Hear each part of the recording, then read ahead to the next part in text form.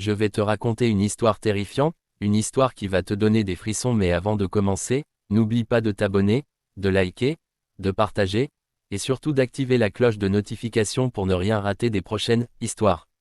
Installe-toi bien, éteins les lumières, mets tes écouteurs, et plonge dans l'horreur. Le locataire de la chambre 7. Il y a des histoires qu'on préférerait oublier, des secrets que personne ne devrait découvrir. Ce que je vais te raconter aujourd'hui est une affaire non résolue, un mystère qui hante encore ceux qui en ont entendu parler. Tout commence en novembre 2019, dans une petite ville de province. Un jeune homme nommé Lucas, étudiant en architecture, emménage dans une résidence universitaire peu connue. L'immeuble est vieux, délabré, mais les loyers sont abordables, et surtout, il est proche de la fac. Dès son arrivée, il sent une atmosphère étrange. Les couloirs sont étroits, l'air est glacial, et surtout, ses voisins semblent évitants. Le gardien, un certain monsieur Brémond, est un vieil homme au regard fuyant. Quand Lucas demande s'il reste d'autres chambres disponibles, Brémond fronce les sourcils et répond: Prenez la chambre 8, surtout pas la 7. Lucas ne pose pas de questions. Il n'est pas superstitieux. Pourtant, une chose l'intrigue, pourquoi la chambre 7 est-elle condamnée? Une première nuit perturbante. La nuit tombe, et Lucas s'installe. Mais à peine éteint-il la lumière qu'il entend des bruits de grattement. Comme si quelque chose griffait les murs. Il se lève, écoute, et réalise que ça vient de la chambre 7. Il frappe à la porte. Pas de réponse. Il demande à ses voisins: Vous entendez ça? Non? Laisse tomber, oublie cette chambre. Les autres locataires évitent le sujet. Mais Lucas, lui, veut comprendre. À 3 heures du matin, un bruit assourdissant le réveille. Cette fois, ce sont des coups. Des coups violents, frénétiques, comme si quelqu'un était piégé et voulait sortir. Il attrape son téléphone, active l'enregistrement et filme la scène. Mais à travers la caméra, il voit une ombre mouvante sous la porte. Une ombre qui ne devrait pas être là.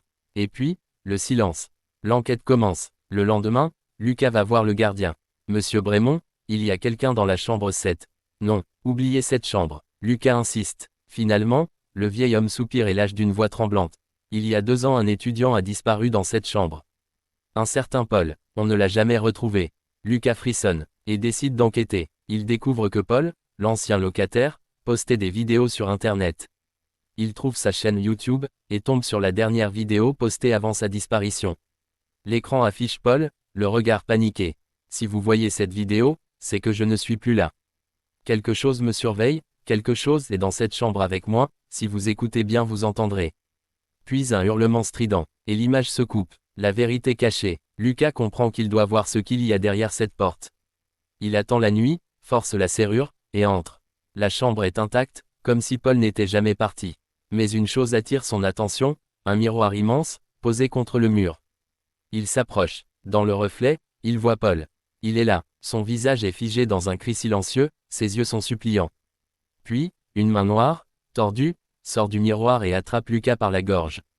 La douleur est indescriptible, son reflet se tord, son corps est aspiré.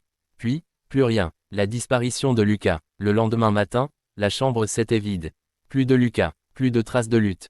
Son téléphone est retrouvé, avec une vidéo incomplète. On y voit Lucas, fixer le miroir. Puis son visage se distord, son cri se coupe net, et l'écran devient noir. Aujourd'hui encore, la chambre 7 est condamnée. Et ceux qui passent devant jurent entendre un grattement. Peut-être que quelqu'un essaie de sortir. Alors, si cette histoire t'a donné des frissons, abonne-toi, like, partage, et active la cloche de notification pour ne rien rater des prochaines histoires d'horreur. Et surtout, ne regarde jamais trop longtemps ton reflet dans le miroir. À bientôt dans un prochain cauchemar.